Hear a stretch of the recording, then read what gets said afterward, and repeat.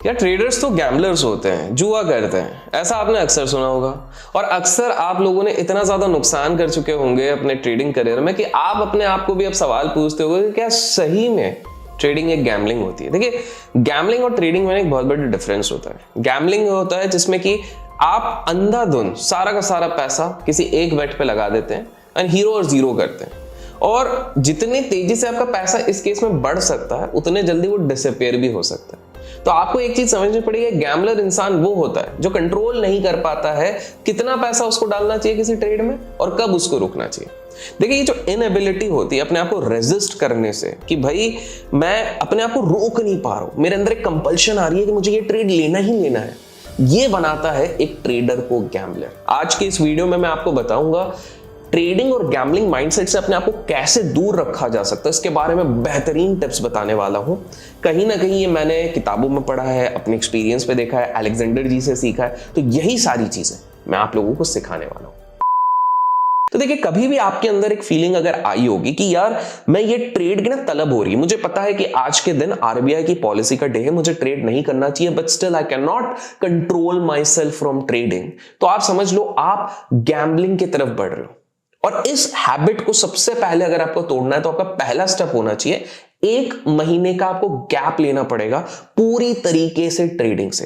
Trading related कोई अगर बात कर रहा है, कोई टेलीग्राम चैनल कुछ भी है, आपको वहां से दूरी बनानी पड़ेगी, बिकॉज आपका जो माइंड है वो वायर्ड हो चुका है कि आपको वो तलब लग चुकी है। और तलब को तोड़ने के लिए, जैसे सिगरेट स्मोकिंग होता है, दारू की तलब के लिए रिहैब्स में भेजा जाता है, उसी तरह आपको खुद का एक रिहैब करना पड़ेगा, दूर रखना पड़ेगा। एक और साइन जिससे आपको पता लग जाएगा कि क्या आप ट्रेडिंग कर रहे हो या गैम्बलिंग कर रहे हो, वो है कि आपके ट्रेड्स ना आपको इमोशनली बहुत ज्यादा इफेक्ट करने लग गए। देखिए, अगर स्टॉक्स जो आपने खरीदे हैं, लेट्स से रिलायंस खरीदा, टाटा मोटर्स खरीदा, कोई भी स्टॉक अगर खरीदा वो आपके फेवर में चल रहा है तो आप बहुत एक्साइटेड, बहुत खुश, बहुत पावरफुल महसूस कर रहे हो। और जब वो आपके थोड़े भी अगेंस्ट पे जाता है तब आपको बहुत ही बेकार सा लगता है, बहुत ही फीलिंग खराब लगती है। इसका मतलब आप इमोशनली कंट्रोल पे नहीं हो। आपको एक चीज समझना पड़ता है कि जब भी आप इमोशनल ट्रेडिंग करते हो उसमें और गैम्बलिंग में कोई फर्क नहीं है। तो पहली चीज, अपने आप को आपको irrespective of what is the outcome अपने आप को नम रखना पड़ेगा। आप बोलोगे अभिषेक भाई ऐसा कैसे हो सकता है, नुकसान में तो सबको दुख होगा, ऑब्वियसली, लेकिन नुकसान में दुख नहीं होता, बड़े नुकसान में दुख होता है। मान लीजिए आपके पास 100 रुपए है, आपका स्टॉप लॉस 1 रुपए का है, आपके पास 99 रुपीज बचेंगे ना, उसमें उतना दुख नहीं होगा, हार्डली दुख होगा अगर वो प्रोसेस ओरिएंटेड है। लेकिन वहीं पर आपके पास 100 रुपीज है और आप एक ही ट्रेड पे, पहले ट्रेड पे 60 रुपीज लूज कर देते हो, 40 रुपीज बचता ना, तब you will feel miserable. Agree करते हो इस बात को तो लाइक जरूर कीजिएगा, इससे प्रोत्साहन मिलता है। नेक्स्ट चीज, एक प्रोफेशनल ट्रेडर एग्जैक्टली क्या करता है? एक प्रोफेशनल ट्रेडर ना इमोशनल नहीं होता, बिकॉज उसको एक चीज पता है कि इमोशनल ना होना ही एकमात्र तरीका है, ध्यान से सुनेगा, इमोशनल ना होना ही एकमात्र तरीका है शेयर बाजार में पैसे बनाने का।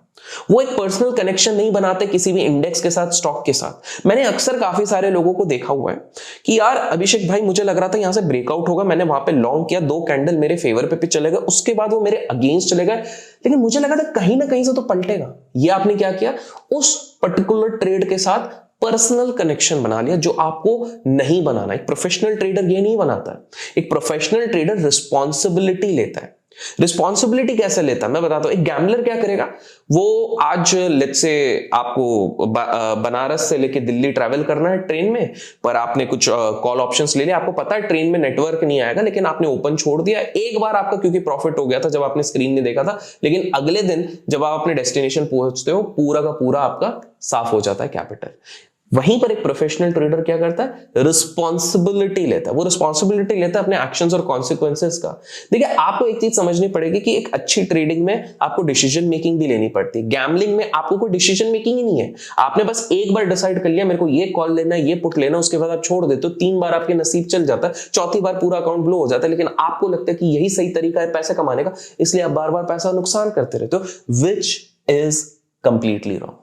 तो ऐसे में एक सवाल ये उठता है कि ये शेयर बाजार एग्जैक्टली है क्या? एक गैम्बलर कैसे देखता है और एक प्रोफेशनल कैसे देखता है? देखिए, जो गैम्बलर होता है, या चलिए अभी के लिए मैं बोलता हूं जो एकदम बिगिनर होता है, क्योंकि बिगिनिंग में हर कोई गैम्बलिंग करता है, उसको पता ही नहीं रहता एग्जैक्टली क्या करना है, तो वो एक माइंडसेट के साथ आता है।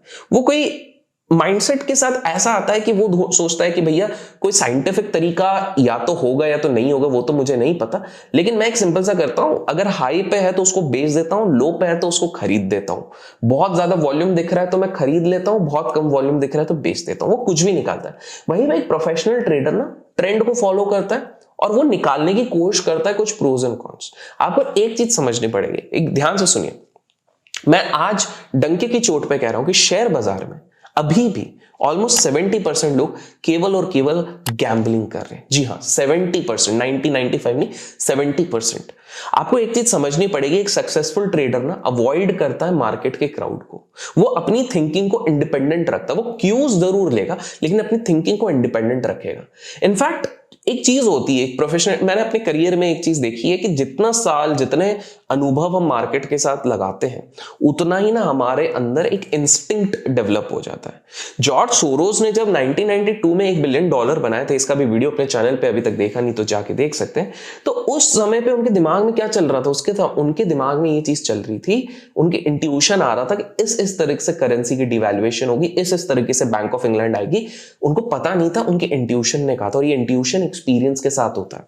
तो गैम्बलर्स के पास ये इंट्यूटिव एबिलिटी नहीं होती है, वो सिंपल सा तुक्का लगा रहे हैं। यहां पर एक प्रोफेशनल के पास एक्सपीरियंस के कारण वो एक इंट्यूटिव एबिलिटी हो जाती है। अब ये इंट्यूटिव एबिलिटी कैसे होती है? एक सिंपल सी बात है, हम लोगों की एक आदत होती है, हम ना इंट्यूशन को साइड में रखते हैं और हमेशा क्राउड बिहेवियर को देखते हैं, और ये हम सारे इंसानों की गलती है, हम स्टार्टिंग से करते हैं। फॉर एग्जांपल, पुराने काल में चले जाएं जब पे ये हंटर्स रहते थे, हंटर्स और गैदरर्स रहते थे, तो उन लोगों को लगता था कि क्राउड के साथ हमेशा रहेंगे तो सेबर टूथ लायन अगर हमको अटैक करेगा या फिर कोई खतरनाक वाला जानवर अटैक करेगा तो हम सेफ रहेंगे। और यही सेम चीज आज के समय पे इंडियन स्टॉक मार्केट में हो गई। सबको लगता है कि नहीं यार, पूरी दुनिया बोल रही है कि इंडेक्स ऊपर जाएगा तो मुझे लॉन्ग ही करना चाहिए, जबकि आपका टेक्निकल एनालिसिस आपको पहले ही बता रहा था कि वहां पे शॉर्ट करो। अब आपने क्या कर दिया? अब आपने गैम्बल कर दिया। क्यों? क्योंकि आप क्राउड बिहेवियर के साथ चले गए। आपको एक चीज समझनी पड़ेगी, स्टॉक मार्केट में सबसे ज्यादा पैसा वो बनाता है जो हर्ड बिहेवियर से दूर रहता है, और सबसे ज्यादा नुकसान वो करता है जो हर्ड बिहेवियर के साथ रहता है।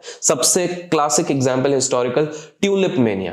ट्यूलिप नाम का फूल जो रहता है बड़ा विख्यात होता है। 1634 में हॉलैंड में लोग पागल हो गए थे, ट्यूलिप्स के दाम ऐसे बढ़ रहे थे, उस फूल के दाम पहले 1000 रुपए, 2000 रुपए, 10,000 रुपए, लोग सोच ही नहीं रहे थे कि 5 दिन बाद तो ये फूल सड़ जाएगा, लेकिन चलते गया चलते गया चलते गया। और हर्ड बिहेवियर, जो बंदे छूट भी गए थे वो फोमो के चक्कर में इसमें कूदने लग गए, उनको लगा कुछ तो होगा, कुछ तो होगा, और इस चक्कर में उन्होंने भारी भरकम नुकसान कर दिया। आपको एक चीज समझनी पड़ेगी, अल्टीमेटली वो कोलैप्स हो गए, और इसी तरह के सारे बबल्स बनते हैं। अपने आईपीओ का क्रेज 2021 और 2022 में इतने सारे लोग पैसे लगा रहे थे, सबका क्या हाल हुआ, 2008 में क्या हाल हुआ, 2000 में क्या हाल हुआ, आपको एक चीज समझनी पड़ेगी। तो एक गैम्बलिंग माइंडसेट से जब आते हो तब आप पूरे क्राउड के साथ रहने की कोशिश करते हो, एक प्रोफेशनल माइंडसेट के साथ आते हो तब आप अपनी इंडिपेंडेंट थॉट प्रोसेस रखते हो गया। नेक्स्ट, आपको एक चीज समझनी पड़ेगी, आपको अगर एक अच्छा ट्रेडर बनना है जो गैम्बलिंग नहीं करता है, तो सबसे बड़ा आपके पास एक टूल होता है, वो होता है एनालिटिकल माइंड। और एनालिटिकल माइंड को आप रिफ्लेक्ट कर सकते हो थ्रू चार्ट एनालिसिस। जी हाँ, अगर आप अच्छे से चार्ट एनालाइज करते हो, अगर आप देखते हो ट्रेंड्स को, अगर आपको पता करने आ जाता है बुल मार्केट कब हो सकता है, बेयर मार्केट कब हो सकता है, इन सारी चीजों में चार्ट एनालिसिस सबसे जबरदस्त तरीके से हेल्प करती है। और इसमें ना धन भी आपका हेल्प आउट कर सकता है, बिकॉज धन में ट्रेडिंग व्यू के जो फीचर्स हैं वो एकदम फ्री हैं। इनफैक्ट इसका एक इंटरेस्टिंग फीचर मैं खुद यूज करता हूँ, ऑप्शंस के चार्ट ट्रेडिंग व्यू पे खोल के ही दे देता है, जिसके थ्रू आप ट्रेड कर सकते हो। डिस्क्रिप्शन में आपको लिंक मिलेगा, जाके आप चेकआउट कर सकते हो। और जो लोग भी उससे अकाउंट खोलते हैं उनको फ्री बेसिक सेशन का भी एक्सेस मिलता है, तो मेक श्योर आप जाके चेकआउट जरूर कीजिए। तो चार्ट रीडिंग की जब अपन ने बात करी, तो चार्ट रीडिंग में एग्जैक्टली होता क्या है, बेसिक्स पहले समझते हैं। कुछ नहीं, एक चार्ट, एक कैंडल जब बनता है तो उसमें 4 एलिमेंट्स होते हैं, ओपन, हाई, लो, क्लोज। ओपन, हाई, लो, क्लोज। इस 4 के अलावा तो किसी कैंडल में होता नहीं। और मैं जापानीज कैंडल की बात कर रहा हूं, बिकॉज आई प्रीडोमिनेंटली थिंक कि इंडियन शेयर बाजार में अगर आपको आके ट्रेड करना है तो सबसे बढ़िया तरीका होता है कि आप जापानीज कैंडलस्टिक्स यूज करो। जापानीज कैंडलस्टिक्स को और अच्छे से समझना है तो एक बढ़िया किताब है स्टीव नीसन द्वारा, जापानीज कैंडलस्टिक, जाके जरूर पढ़िएगा, बहुत हेल्प आउट होगी। तो देखिए, जब अपन चार्ट रीडिंग करते हैं तो एक चीज आप समझिए कि जो दिन का पहला कैंडल होता है वहां पर प्रोफेशनल नहीं घुसता है, वहां पर अमेचर्स घुसते हैं। मैं स्कैल्पर्स की बात नहीं कर रहा हूं, याद रखिए, मैं ट्रेंड फॉलोअर्स की बात कर रहा हूं जो लंबा होल्ड करते हैं। हमेशा याद रखिए कि जो प्रोफेशनल्स होते हैं वो एंड ऑफ द डे के आसपास एंटर होते हैं। इसलिए 70 to 80% of the times end of the day के बेसिस पे डिसाइड होता है कि मार्केट का ट्रेंड कैसे होगा। हाँ, ऑब्वियसली ग्लोबली कुछ चेंज हो गया, अचानक से कोई अटैक हो गया, तो that is all together a different thing, लेकिन मोस्टली पोजीशंस उस हिसाब से बनती है। और इसलिए आपको समझना पड़ेगा क्यों इतने सारे लोग BTST और STBT पे वर्क करते हैं, बिकॉज दे ऑल नो कि जो एक्चुअल एक्शन होता है वो एंड ऑफ द डे पे होता है। तो amateurs decide at the start, professionals decide at the end. तो इसका मतलब क्या हो गया, जो गैम्बलर होगा वो कब ट्रेड करेगा, स्टार्टिंग में करेगा या एंड में करेगा, वो स्टार्टिंग में करेगा।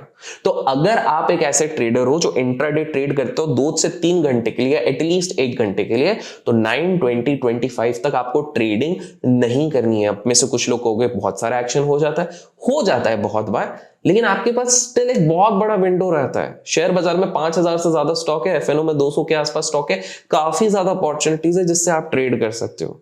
कुछ अच्छे सेटअप्स अगर आप लगाओगे तो आप आराम से कर सकते हो। बाय द वे, ऐसी तरह के कुछ सेटअप्स मैं अपने प्रोफेशनल ट्रेडिंग कोर्स, जिसका लिंक भी आपको डिस्क्रिप्शन में मिलेगा, उसमें भी सिखाता हूं। इंटरेस्टेड है तो जाके चेकआउट जरूर कीजिएगा।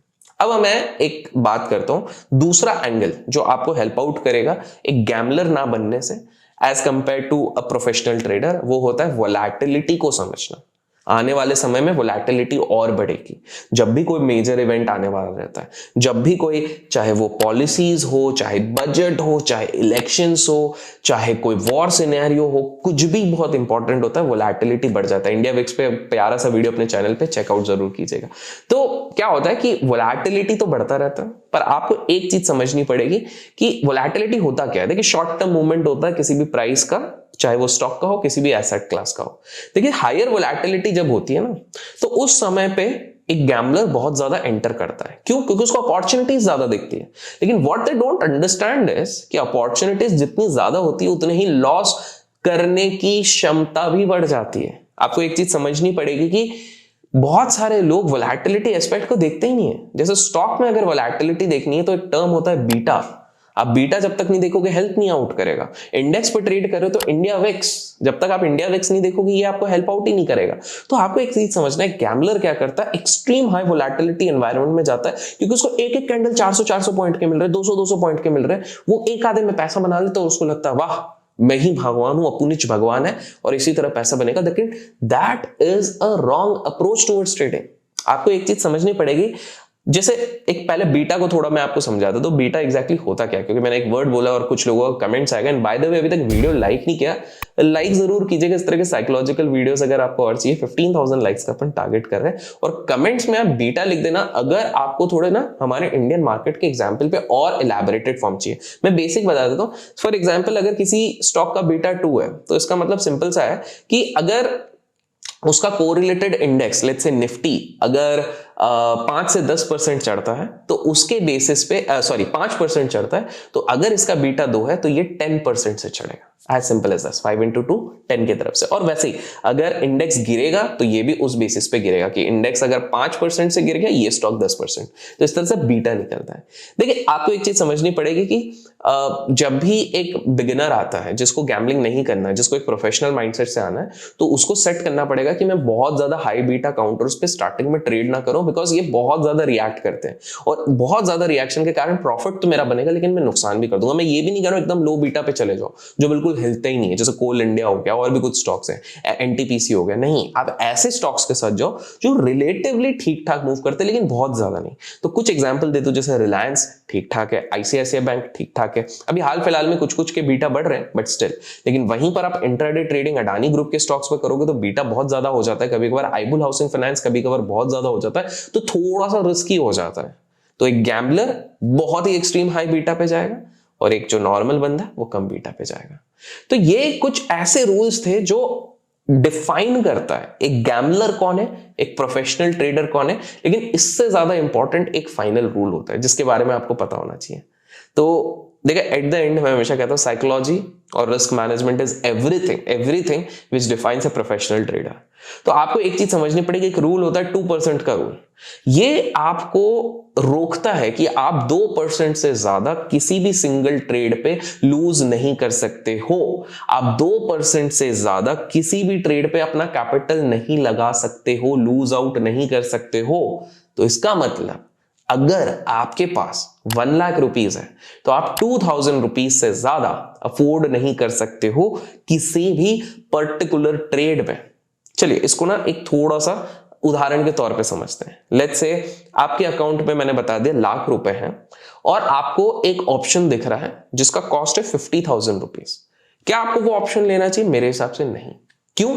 क्योंकि 2% रूल अगर लगा है तो आप 2,000 रुपए निपटा सकते हो, करेक्ट। और 50,000 का 2% आराम से, मतलब इन ऑप्शंस 1,000 रुपए का डिफरेंस तो यूं ही आ जाता है। तो आपको क्या करना चाहिए? या तो आप थोड़े से नीचे वाले प्रीमियम पे आ जाओ, मतलब स्लाइट एट द मनी पे आ जाओ, या तो फिर दूसरा आप कैश पे आ जाओ। This is something which you need to follow. और इसी का एक एक्सटेंशन होता है 6% रूल। 6% रूल ये कहता है कि कभी भी आपके ट्रेडिंग करियर में किसी भी मंथ में 6% का ड्रॉडाउन अगर आपका टोटल हो गया, मैं पर स्ट्रैटेजी नहीं बोल रहा हूं। जैसे मैं एक बताता हूं, मेरा पर्सनल बताऊं तो मेरे कुछ ऐसी स्ट्रैटेजीज होती हैं, मैं ऑनेस्टली बताता हूं, मेरे एक स्ट्रैटेजी में कभी कभार मुझे पर्सनली 10-11% का डेंट लगता है, लेकिन मेरे टोटल कैपिटल को हार्डली 1 या 0.8% का डेंट लगता है। ऐसा क्यों होता है? ट्रिक क्वेश्चन है, कमेंट्स में आंसर बताना। नहीं बता पाओगे तो आगे की किसी वीडियो में बता दूंगा, लेकिन ध्यान से सोचना। 10-11% का नुकसान किसी स्ट्रैटेजी पे, लेकिन मुझे 0.8 या 1% का होता है, ऐसा कैसे? कमेंट्स में जरूर बताएगा। तो 6% का रूल ये कहता है कि किसी भी महीने में अगर आपका 6% का टोटल कैपिटल पे ड्रॉ डाउन हो गया है तो आपको उस महीने ट्रेडिंग रोक देनी चाहिए। बिकॉज ये एक इंडिकेशन दे रहा है, अगर वो बैक टू बैक बहुत फास्ट हो रहा है तो आपको 5-4% पे रुक जाना चाहिए, क्योंकि ये एक आपको इंडिकेशन दे रहा है कि दया कुछ तो गड़बड़ है। आई नो काफी सारे लोग इस पर रिटेलिएट करेंगे, अरे भैया 6% तो ऐसे ही निकल जाते हैं, मेरा तो कैपिटल ही 20,000 रुपए है। तो बॉस 20,000 रुपए है तो कैश में कर लो ना यार। किसने कहा है कि बिल्कुल आपको ऑप्शन बाइंग या सेलिंग ही करना है? आप छोटे उस पर करो, that is going to help you out. तो दोस्तों, ये आपको स्क्रीन पे सारे पॉइंटर्स दिख रहे होंगे कि एक गैम्बलर और प्रोफेशनल ट्रेडर पे हमेशा क्या क्या डिफरेंस होते हैं। आशा करता हूं आज की इस वीडियो से आपको कुछ सीखने मिला है। इस तरह के और वीडियोस चाहिए तो कमेंट में ट्रेडिंग लिख दीजिएगा। जितने ज्यादा आपके कमेंट्स आएंगे उतने ज्यादा जल्दी मैं इस पे वीडियो लाऊंगा। जाते जाते मैं आपको एक चीज बताते हुए जाऊंगा कि इन सारी चीजों को, एक गैम्बलर और प्रोफेशनल ट्रेडर के डिफरेंस को एक चीज एंड कर सकती है, और वो है जर्नलाइजिंग। देखिए, एक फेमस कहावत है, you can only improve what you can measure. आप वही चीजें इंप्रूव कर सकते हो जिसको मेजर कर सकते हो। हम अक्सर अपने आप को ओवर एस्टिमेट करते हैं कि हमको हमारी ट्रेडिंग के बारे में सब कुछ पता है, लेकिन हमको दुर्भाग्यवश नहीं पता रहता है। अब एक बार जब एक जर्नल बनाते हैं, मेंटेन करते हैं, उसको मॉनिटर करते हैं, सारी चीजें स्टेप बाय स्टेप देखते हैं कि भैया कितना कैपिटल था, कितना लूज आउट किया, ये सारी चीजें करते हैं ना, तब जाके आप अच्छे से पैसा कमा पाते हैं। आशा करता हूं आज के इस वीडियो से आपको कुछ नया सीखने मिला है तो लाइक और शेयर जरूर कीजिएगा। Till then keep learning, keep growing, keep investing and keep trading.